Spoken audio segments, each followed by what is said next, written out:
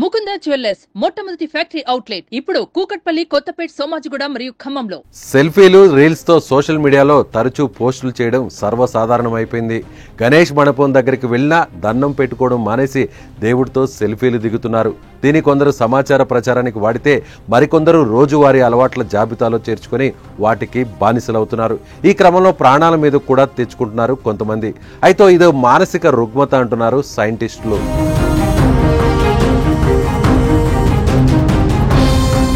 Smart ఫోన్లు చేతికి అంది వచ్చిన తర్వాత నేను నువ్వు ఒక సెల్ఫీ అన్నట్లు పరిస్థితులు మారిపోయాయి. ప్రస్తుత ఆధునిక యుగంలో ఎక్కువ మంది సెల్ఫీలు, రీల్స్ తీసి ఇతరుల్ని ఆకర్షించడం, వ్యూస్ తెచ్చుకోవడంపై ఆసక్తి చూపిస్తున్నారు. అరచేతిలో ఫోన్ ఉంటే చాలు చిన్నారుల నుంచి పెద్దల వరకు సెల్ఫీలకు ఫోజులు ఇస్తున్నారు. నూతన ప్రదేశాలకు వెళ్ళినప్పుడు కానీ, శుభ కార్యక్రమాల నిమిత్తం నలుగురు చేరితే యువత మెదడులో వెంటనే రీల్స్, సెల్ఫీలు మొదలెట్టేస్తున్నారు. రీల్స్ తీసుకునే, సెల్ఫీలు దిగే మోజులో ప్రమాదాల బారిన పడి మృతి చెందే వారి సంఖ్య ప్రతి చోట పెరుగుతోంది. టీనేజర్లు, యువకులు సెల్ఫీ ఫీవర్తో నిండు ప్రాణాలు కోల్పోతున్నారు. వారిపై ఆధారపడిన కుటుంబాలు దయనీయమైన జీవితం గడుపుతున్నాయి.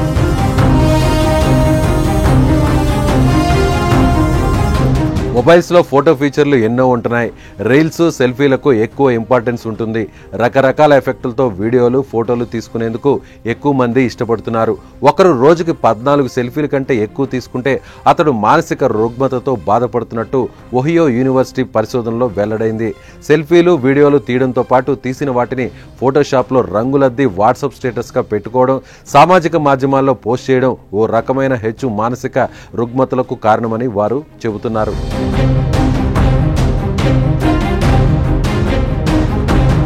ఎక్కడికి వెళ్ళినా, ఎవరితో మాట్లాడినా ప్రతి నిమిషం, ప్రతి క్షణం రీల్స్, సెల్ఫీలు తీసుకోవాలనుకోవడం మానసిక రుగ్మతలకు మొదటి కారణమని గుంటూరు సమగ్రాసుపత్రి మానసిక వైద్య నిపుణుడు డాక్టర్ కిరణ్ తెలిపారు. 3 సెల్ఫీలు లేదా రీల్స్ తీసుకొని ఒక్కదానికి కూడా సామాజిక మాధ్యమాల్లో పోస్ట్ చేయకపోవడంతో అది బోర్డర్ లైన్ అని, తీసిన వాటిని పోస్ట్ చేస్తే తీవ్రమైన ఒత్తిడికి గురవుతున్నట్లు అర్థం చేసుకోవాలన్నారు. రోజుకి 4 నుంచి 6 రీల్స్, సెల్ఫీలు ఎంపిక చేసి అన్నీ పోస్ట్ చేసే దీర్ఘకాలిక రుగ్మతలతో బాధపడుతున్నట్లుగా భావించి చికిత్స అందించాలన్నారు. రీల్స్ వ్యసనంగా మారకముందే జీవన శైలిలో మార్పు చేసుకుంటే ఆరోగ్యం పదిలంగా ఉంటుందని డాక్టర్ తెలిపారు.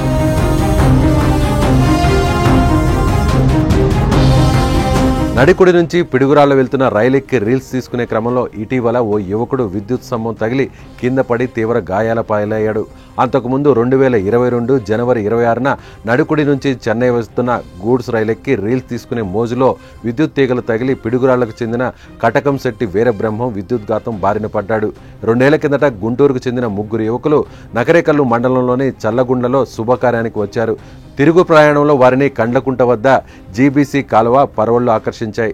ఇది సెల్ఫీలకు ప్రమాదకర ప్రదేశమని బోర్డు ఉన్నప్పటికీ పట్టించుకోకుండా రీల్స్ తీసుకుంటూ సెల్ఫీలు దిగుతూ 3 కాలువలో గల్లంతై మృతి చెందారు.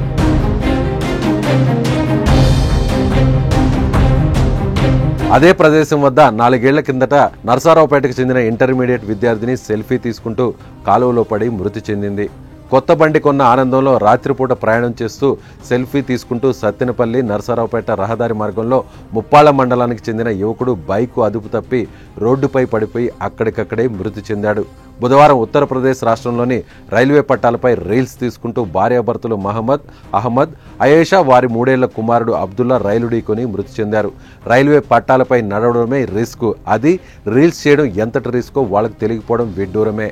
ప్రాణాలు హరించే రీల్స్, సెల్ఫీల పరిమితి గీత దాటకుండా ఉండాలని మేధావులు, నిపుణులు పదే పదే హెచ్చరిస్తున్నారు. సో మనమంతా జాగ్రత్తగా ఉందాం ఫ్రెండ్స్.